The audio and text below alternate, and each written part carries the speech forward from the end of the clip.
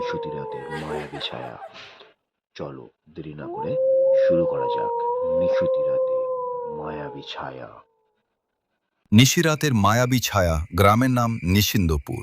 শহরের ব্যস্ততা থেকে দূরে পাহাড়ের কোলে এক নিরিবিলি ডাক বাংলো এসে উঠেছে অরণ্য। পেশায় সে একজন লেখক, একটু নির্জনতার খোঁজে এখানে আসা। কিন্তু বাংলোর কেয়ারটেকার বৃদ্ধ রহমত চাচা প্রথম দিনই তাকে সাবধান করে দিয়েছিলেন, বাবা, সূর্য ডুবলে এ বাড়ির ছাদের দরজা খুলবেন না। অরণ্য এসব কুসংস্কারে বিশ্বাস করে না, কিন্তু অদ্ভুত ব্যাপার হলো প্রথম রাত থেকেই সে অনুভব করে তার ঘরে ঠিক পাশের বন্ধ ঘর থেকে নূপুরের হালকা নিক্কণ ভেসে আসছে। মাঝে মধ্যে নাকে আসে বুনো হাসনাহেনার তীব্র সুবাস। সেই রহস্যময় সাক্ষাৎ।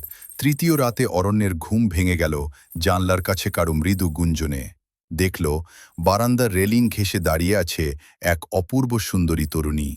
পরনে তার ধবধবে সাদা জামদানি শাড়ি, মেঘের মতো কালো চুল কোমর ছাপিয়ে নেমে গেছে। অরণ্য মুগ্ধ হয়ে যা জানতে চাইল, আপনি কে? এই মাঝরাতে এখানে কি করছেন? মেয়েটি হাসল। সেই হাসিতে কোনো শব্দ নেই, শুধু এক অদ্ভুত বিষাদ মাখানো। সে ফিসফিস করে বলল, আমি মেঘলা। আমি শুধু এই নীল জ্যোৎস্নার অপেক্ষায় থাকি। ভয় আর ভালোবাসার টানাপোড়েন।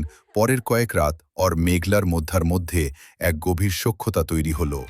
মেঘলা তার জীবনের কথা বলে না, শুধু অরণ্যের লেখা গল্প শুনতে চায়। কিন্তু অরণ্য লক্ষ্য করল মেঘলার ছায়া মাটিতে পড়ে না। এমনকি শেষে যখন কথা বলে তার নিঃশ্বাসের কোনো শব্দ হয় না। অরণ্য বুঝতে পারল মেঘলা এই জগতের কেউ নয়, কিন্তু তার প্রতি এক অমোঘ টান সে অস্বীকার করতে পারছে না। একদিন মেঘলা বলল, অরণ্য, কাল আমি চলে যাব। শেষবার আমাদের বাড়ির পেছনের ওই পুরনো বকুলতলায় আসবে। রুদ্ধশ্বাস সমাপ্তি। পরের দিন রাতে বকুলতলায় পৌঁছাতেই অরণ্যের শরীর হিম হয়ে গেল। দেখল একটা পুরনো জরাজীর্ণ সমাধি, যার ওপর খোদাই করা নাম মেঘলা, 1924 থেকে 1944। ঠিক সেই সময় পেছন থেকে ঠান্ডা হাতে স্পর্শ পেল অরণ্য। মেঘলা দাঁড়িয়ে আছে, তবে এবার তার রূপ অন্যরকম। তার চোখ দিয়ে রক্ত ঝরছে, কিন্তু মুখে সেই চিরচেনা মায়াবী হাসি। মেঘলা বলল, তুমি কথা দিয়েছিলে আসবে। আমি একা থাকতে পারছি না অরণ্য। তুমিও কি আমার সাথে নীল জ্যোৎস্নায় হারিয়ে যাবে? পরদিন সকালে গ্রামের লোক ডাক বাংলোর পেছনে অরণ্যকে খুঁজে পেল।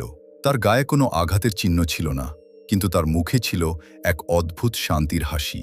তার হাতে ধরা ছিল একটি শুকনো বকুল ফুল। অরণ্য ফিরে গেছে, তবে একাকী নয়। সে এখন মেঘলার চিরস্থায়ী সঙ্গী।